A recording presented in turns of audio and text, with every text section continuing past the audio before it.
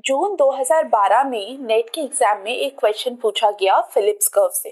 Question क्या है, let's see which of the following is not a feature of A W Phillips inflation unemployment trade off relation.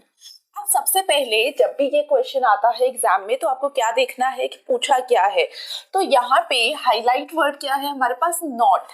और इन चीजों का please exam में ध्यान रखना, क्योंकि काफी टाइम क्या होता है हम लोग जल्दी से पढ़ते हैं तो कई बार हम इस फीचर के अकॉर्डिंग मार्क कर लेते हैं।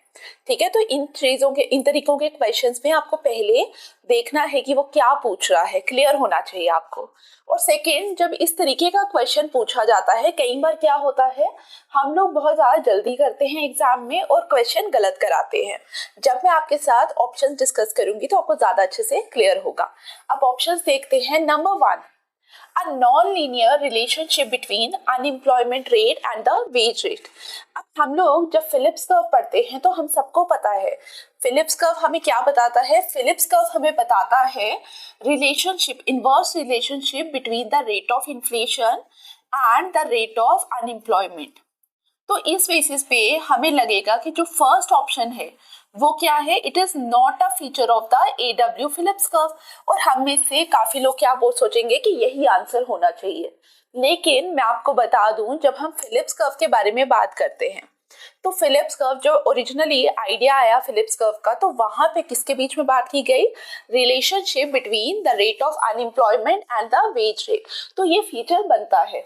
अब एग्जाम में जब हम जाते हैं तो हर समय हर चीज पढ़कर तो नहीं जाते, तो ऐसे क्वेश्चंस के लिए हमें क्या करना चाहिए, आप 1 मिनट का पॉज लीजिए, सारे ऑप्शंस को रीड करिए, फर्स्ट और थर्ड ऑप्शन। ठीक है, फर्स्ट और थर्ड ऑप्शन को अगर आप देखेंगे तो दोनों एक जैसे ही ऑप्शंस हमें देखने को मिलेंगे।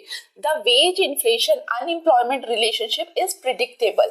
ठीक है, प्रिडिक्टेबल वाले पार्ट को छोड़िए, लेकिन यहाँ पे भी वेज इन्फ्लेशन अनएम्प्लॉयमेंट रिलेशनशिप के बारे में बात की जा रही है। नॉन लीनियर तो हमें पता है, तो इसका मतलब ए और सी, हम सी में से ए तो आंसर डेफिनेटली नहीं हो सकता।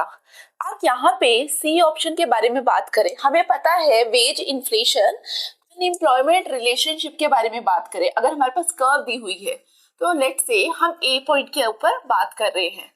अगर हम पॉइंट ए से पॉइंट बी पे मूव करेंगे तो हमें पता है कि यहाँ पे अनएम्प्लॉयमेंट कितना बढ़ेगा और इन्फ्लेशन कितना कम होगा, ये हमें कर्व बताती है। तो प्रिडिक्टेबल है, इट्स एब्सोल्युटली करेक्ट स्टेटमेंट। तो यहाँ से ए और सी में से कोई भी ऑप्शन नहीं हो सकता।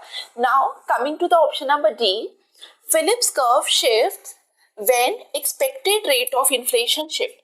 तो याद रखना, जब भी हम फिलिप्स कर्व पे शिफ्ट के बारे में बात करते हैं, अगर आपका इकोनॉमी के अंदर एंटीसिपेटेड इन्फ्लेशन शिफ्ट हो रहा है, शिफ्ट होने का मतलब है लेट्स से इंक्रीज हो रहा है या डिक्रीज हो रहा है। अगर आपका एक्सपेक्टेड इन्फ्लेशन ये माना जाएगा कि इंक्रीज हो रहा है तो उस समय फिलिप्स कर्व आगे की तरफ जाएगी। अगर ये एज्यूम किया जा रहा है कि एक्सपेक्टेड इन्फ्लेशन क्या करेगा, फॉल करेगा, तो आपकी जो कर्व है वो कहाँ जाएगी, वो पीछे जाएगी। क्लियर? तो लॉजिकली हमारा जो ऑप्शन नंबर डी है वो भी क्या होगा, वो भी फीचर होगा किसका, फिलिप्स कर्व का।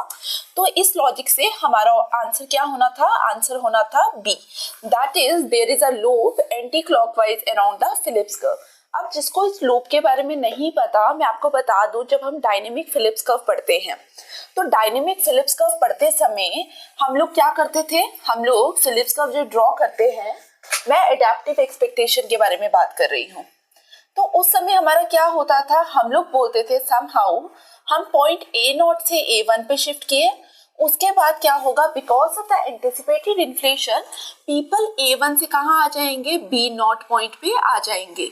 तो ये जो मूवमेंट है ना, इस मूवमेंट को हम बेसिकली बोल रहे हैं लूप।